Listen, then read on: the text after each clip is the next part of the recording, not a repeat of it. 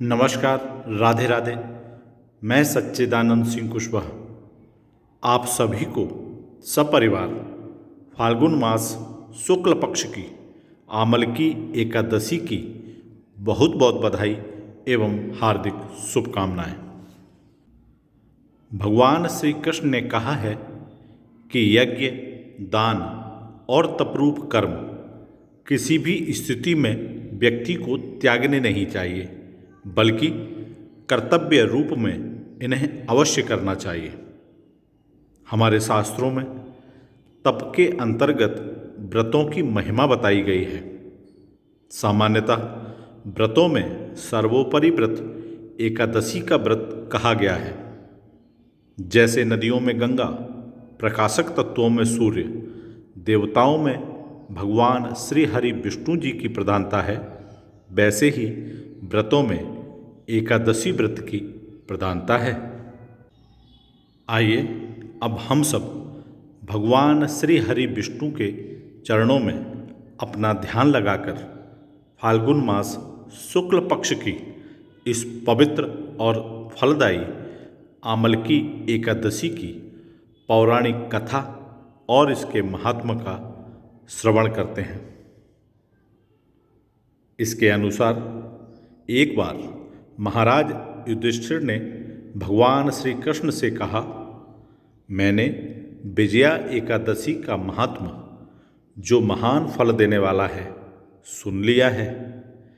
अब फाल्गुन शुक्ल पक्ष की एकादशी का नाम और उसका महात्म बताने की कृपा कीजिए। महाराज युधिष्ठिर के इस प्रकार पूछे जाने पर भगवान श्री कृष्ण बोले, महाभाग धर्मनंदन, सुनो, तुम्हें इस समय वह प्रसंग सुनाता हूँ जिसे राजा मांधाता के पूछने पर महात्मा वशिष्ठ जी ने कहा था। फाल्गुन शुक्ल पक्ष की एकादशी का नाम आमलकी एकादशी है। इसका पवित्र व्रत विष्णु लोक की प्राप्ति कराने वाला है। मांधाता ने पूछा, द्विजश्रेष्ठ, यह आमलकी एकादशी कब उत्पन्न हुई, मुझे बताइए। वशिष्ठ जी ने कहा, महाभाग सुनो, पृथ्वी पर आमलकी की उत्पत्ति किस प्रकार हुई यह बताता हूँ। आमलकी महान वृक्ष है जो सब पापों का नाश करने वाला है। भगवान श्री हरि विष्णु के थूकने पर उनके मुख से चंद्रमा के समान कांतिमान एक बिंदु प्रकट हुआ। वह बिंदु पृथ्वी पर गिरा। उसी से आमलकी, जिसे हम आंवले का महान वृक्ष कहते हैं, की उत्पत्ति हुई। यह सभी वृक्षों का आदिभूत कहलाता है। इसी समय समस्त प्रजा की सृष्टि करने के लिए भगवान ने ब्रह्मा जी को उत्पन्न किया। उन्हीं से इन प्रजाओं की सृष्टि हुई। देवता, दानव, गंधर्व, यक्ष, राक्षस, नाग तथा निर्मल अंतःकरण वाले महर्षियों को ब्रह्मा जी ने जन्म दिया। उनमें से देवता और ऋषि उस स्थान पर आए जहाँ विष्णु प्रिया आमलकी का वृक्ष था। महाभाग, उसे देखकर देवताओं को बड़ा विस्मय हुआ। वे एक दूसरे पर दृष्टिपात करते हुए उत्कंठापूर्वक उस वृक्ष की ओर देखने लगे और खड़े खड़े सोचने लगे कि प्लक्ष अर्थात पाकर आदि वृक्ष तो पूर्व कल्प की ही भांति हैं, जो सबके सब हमारे परिचित हैं, किंतु इस वृक्ष को हम नहीं जानते। उन्हें इस प्रकार चिंता करते देख आकाशवाणी हुई, महर्षियों, यह सर्वश्रेष्ठ आमलकी का वृक्ष है, जो श्री हरि विष्णु जी को अत्यंत प्रिय है। इसके स्मरण मात्र से गोदान का फल मिलता है। इसके स्पर्श करने से दूना और फल भक्षण करने से तिगुना पुण्य प्राप्त होता है। इसलिए सदा प्रयत्नपूर्वक आमलकी का सेवन करना चाहिए। यह सब पापों को हरने वाला वैष्णव वृक्ष बताया गया है। इसके मूल में विष्णु जी, उसके ऊपर ब्रह्मा जी, स्कंध में परमेश्वर भगवान रुद्र, शाखाओं में मुनि, टहनियों में देवता, पत्तों में वसु, फूलों में मरुदगण तथा फलों में समस्त प्रजापति वास करते हैं। आमल की सर्वदेवमयी बताई गई है। अतः विष्णु भक्त पुरुषों के लिए यह परम पूज्य है। ऋषि बोले, अव्यक्त स्वरूप से बोलने वाले महापुरुष, हम लोग आपको क्या समझें? आप कौन हैं? देवता हैं या कोई और? हमें ठीक ठीक बताइए। आकाशवाणी हुई, जो संपूर्ण भूतों के कर्ता और समस्त भुवनों के सृष्टा हैं, जिन्हें विद्वान पुरुष भी कठिनता से देख पाते हैं, वही सनातन विष्णु मैं हूँ। देवादिदेव भगवान विष्णु जी का कथन सुनकर उन ब्रह्म कुमार महर्षियों के नेत्र आश्चर्य से चकित हो उठे। उन्हें बड़ा विस्मय हुआ। वे आदि अंत रहित भगवान की स्तुति करने लगे। ऋषि बोले, संपूर्ण भूतों के आत्मभूत आत्मा एवं परमात्मा को नमस्कार है। अपनी महिमा से कभी च्युत न होने वाले अच्युत को नित्य प्रणाम है। अंतरहित परमेश्वर को बारंबार प्रणाम है। दामोदर, कवि, सर्वज्ञ और यज्ञेश्वर को नमस्कार है। मायापते, आपको प्रणाम है। आप विश्व के स्वामी हैं, आपको नमस्कार है। ऋषियों के इस प्रकार स्तुति करने पर भगवान श्री हरि संतुष्ट हुए और बोले, महर्षियों, तुम्हें कौन सा अभीष्ट वरदान दूं? ऋषि बोले, भगवान, यदि आप संतुष्ट हैं तो हम लोगों के हित के लिए कोई ऐसा व्रत बतलाइए जो स्वर्ग और मोक्ष रूपी फल प्रदान करने वाला हो। भगवान श्री हरि विष्णु बोले, महर्षियों, फाल्गुन शुक्ल पक्ष में यदि पुष्य नक्षत्र से युक्त द्वादशी हो तो वह महान पुण्य देने वाली और बड़े बड़े पातकों का नाश करने वाली होती है।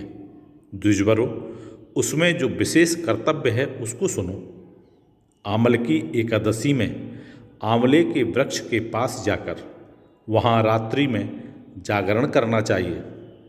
इससे मनुष्य सब पापों से छूट जाता है और सहस्र गोदानों का फल प्राप्त करता है। विप्रगण, यह व्रतों में उत्तम व्रत है जिसे मैंने तुम लोगों को बताया है। ऋषि बोले, भगवान, इस व्रत की विधि बतलाइए। यह कैसे पूर्ण होता है? इसके देवता, नमस्कार और मंत्र कौन से बताए गए हैं? उस समय स्नान और दान कैसे किया जाता है? पूजन की कौन सी विधि है तथा उसके लिए मंत्र क्या हैं?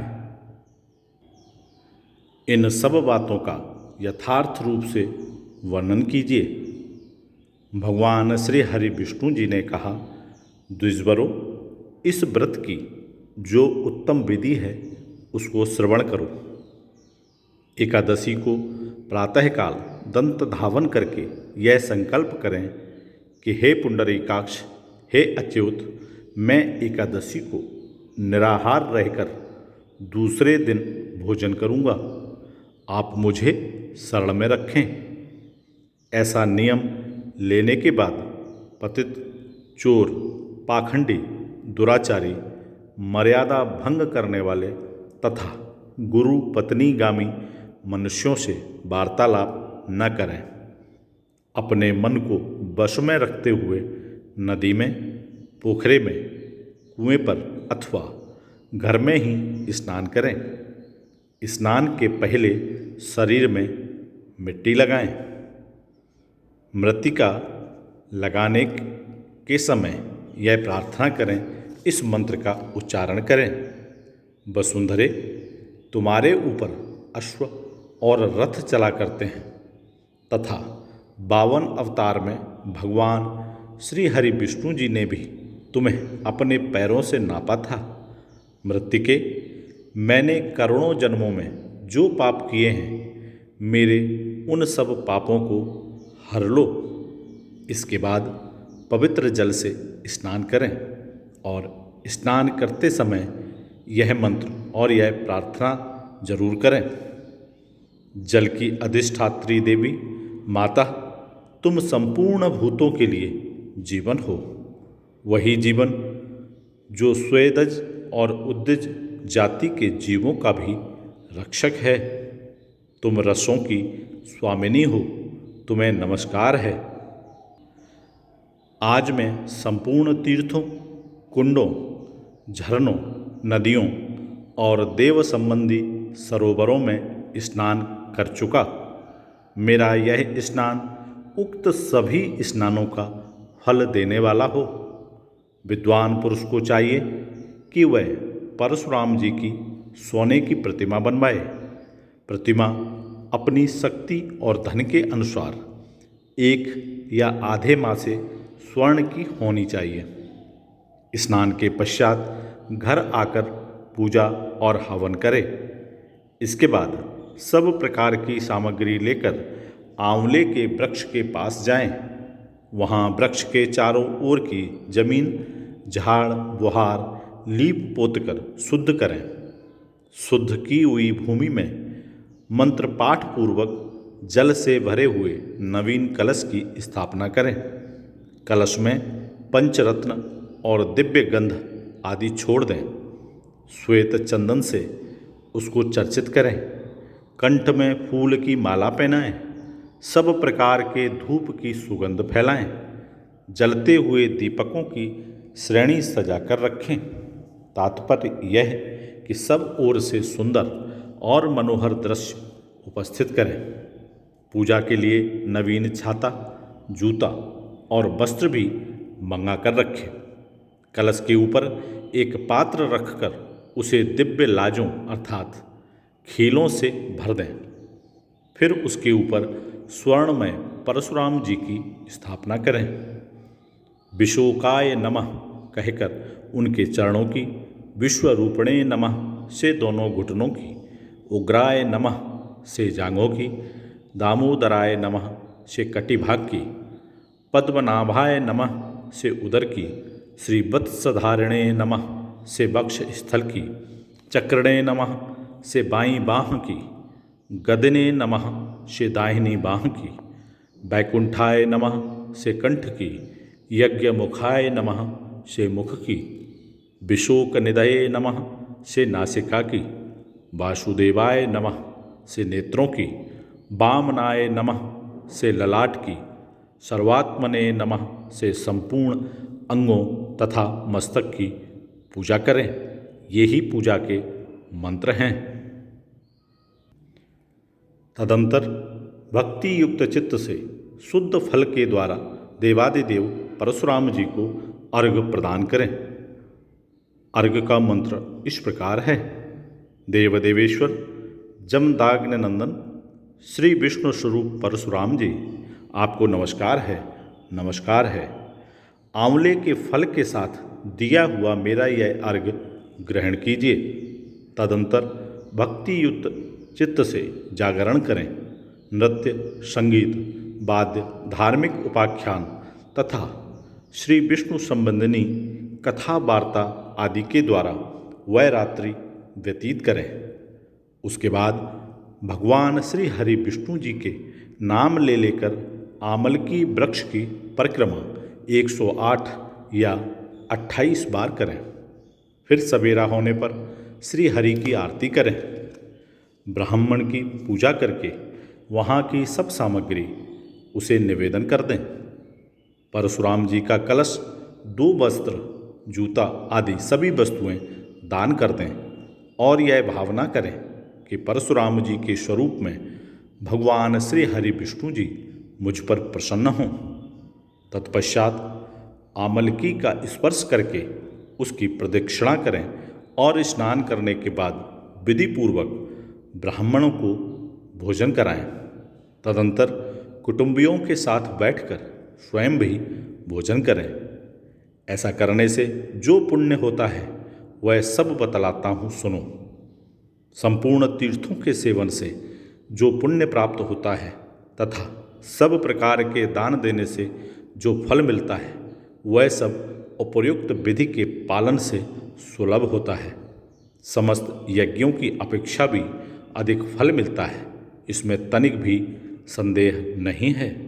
यह व्रत सब व्रतों में उत्तम है, जिसका मैंने तुमसे पूरा पूरा वर्णन किया है।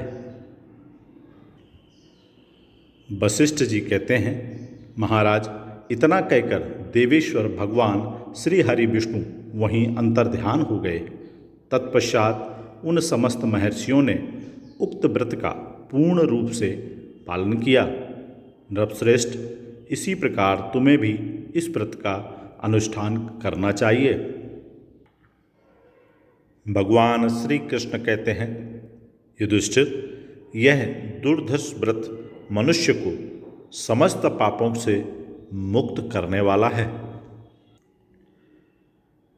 इस प्रकार समस्त पापों से मुक्ति देने वाला, समस्त सुखों को देने वाला और समस्त मनोकामनाओं को पूर्ण कर भगवान श्री हरि विष्णु के लोक की प्राप्ति कराने वाला यह आमलकी एकादशी का व्रत अत्यंत पवित्र और फलदायी है, जिसे हमें अवश्य करना चाहिए।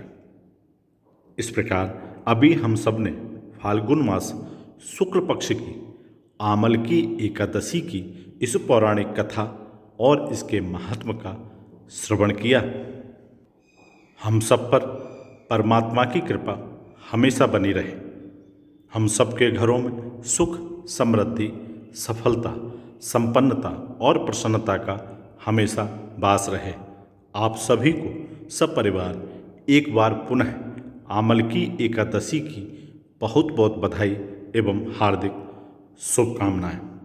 फिर मिलूँगा एक नए वीडियो में। तब तक आप सभी स्वस्थ रहें, हंसते रहें, मुस्कुराते रहें। जय श्री राधे कृष्ण। ओम नमो भगवते वासुदेवाय।